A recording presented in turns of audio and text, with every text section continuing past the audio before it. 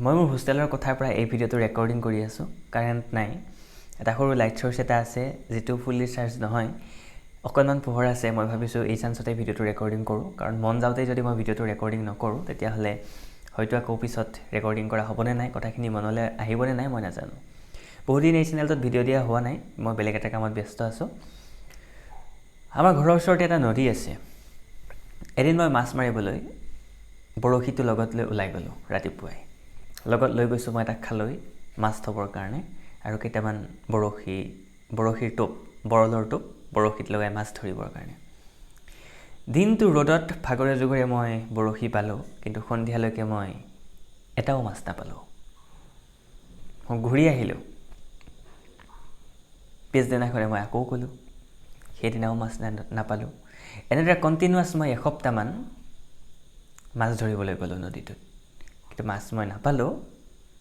কিন্তু 7 নম্বৰ দিনা মোৰ বৰশীটোত এটা মাছে খুটিলে। বৰশীটো টানি দেখিলোঁ সেইটো এটা প্ৰকাণ্ড বৰালি মাছ। মাছটো মই উঠাই আনিলোঁ, উঠাই ঘৰলৈকে লৈ আহিলোঁ। মই যে মাছ পালোঁ এইটো 7 নম্বৰ দিনাৰ কথা। আগৰ 6 দিন মই এটাও মাছ পোৱা নাই। কিন্তু সদায় মোৰ মনত এটা কথা আহি আছিল, যদিও মই মাছ পোৱা নাই, মই কিন্তু একো হেৰুওৱা নাই। হেৰুৱাইছোঁ যদি কেইটামান বৰশীৰ টোপ, যিকেইটা মাছকেইটাই খাই গুচি যায়, কিন্তু বৰশীটোক গিলি নিদিয়ে, যাৰ কাৰণে বৰশীটোত মাছটো লাগি নধৰে। মই হেৰুৱাইছোঁ যদি মাত্ৰ কেইটামান বৰশীৰ টোপ, তাৰ বাহিৰে মই একো হেৰুওৱা নাই। কিন্তু 7 নম্বৰ দিনা মই যিটো পালোঁ, এটা প্ৰকাণ্ড বৰালি মাছ, সেইটোও কিন্তু মই মাত্ৰ এটা বৰশীৰ টোপৰ জৰিয়তেই পালোঁ। আহিলেতো মাছ আহিল, নাহিলে একো নাই। নাহিলেও মোৰ একো নাযায়, একো লোকচান নাই। এই কাহিনীটো কথাটো কৈ লওঁ যে এইটো এটা সঁচা কাহিনী নহয়, সঁচা কথা নহয়, এইটো এটা কাহিনীহে। মই কেতিয়াও এনেদৰে মাছ মাৰিবলৈ যোৱা নাই, কিন্তু মই যোৱা হ'লেও এনেকুৱাই হ'লহেঁতেন। একচুৱেলি উদাহৰণটো যদিও মই বৰশীৰ লগত দিছোঁ, মাছ ধৰাৰ লগত দিছোঁ, আমাৰ ৰিয়েল লাইফত এইটো খুব বেছি প্ৰযোজ্য হয়। বৰ্তমান মই ইউনিভাৰ্চিটিৰ এজন ছাত্ৰ।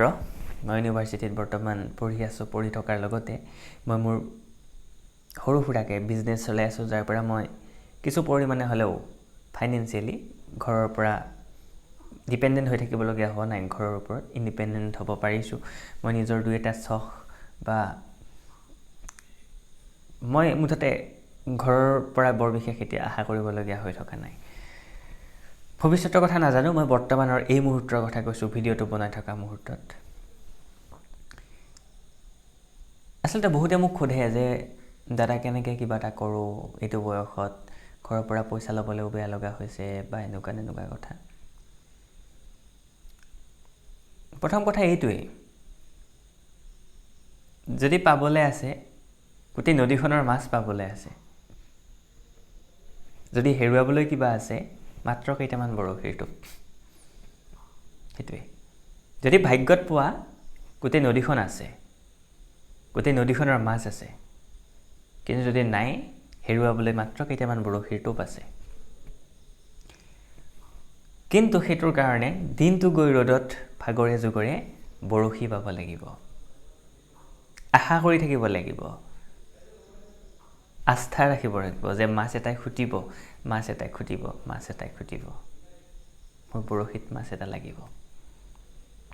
এইখিনি ধৈৰ্য, একাগ্ৰতা, সাহস, আশা আৰু আস্থা, এই বস্তুখিনি যদি আপোনাৰ লগত থাকে বা তোমাৰ লগত থাকে, তেতিয়াহ'লে মানে পঢ়ি থকা অৱস্থাতেই বা কম বয়সতেই যিকোনো এটা ইনকাম জেনেৰেট কৰি লোৱাটো বা ৰেভিনিউ চ'ৰ্চ এটা বনাই লোৱাটো বৰ বিশেষ টান কথা নহয়। কি কৰিব পাৰি সেই বিষয়ে মই ভিডিঅ' আগতে বনাইছোঁ, সেই বিষয়ে আৰু বৰ বহলাই কৈ নাথাকোঁ। কি কৰিব পাৰি, ষ্টুডেণ্টছ হিচাপত কি কৰিব পাৰি বা কলেজ পাছ আউট হ'লে কি কৰিব পাৰি, ভিডিঅ' আছে চেনেলত, চাই ল'ব। এতিয়াৰ পৰা হয়তো মই এইটো চেনেলটো অকণমান কণ্টিনিউ কৰিম ভিডিঅ' দিয়া। এইটোৱেই, লগতে মই কি কৰি আছোঁ সেই বিষয়ে যদি আপুনি জানিব বিচাৰে, তেতিয়াহ'লে ভিডিঅ'টোত কমেণ্ট কৰিব পাৰে আৰু মোক ছাবস্ক্ৰাইব কৰি ৰাখি থ'ব চেনেলটো ভৱিষ্যতৰ আপডেটৰ কাৰণে। Thank U.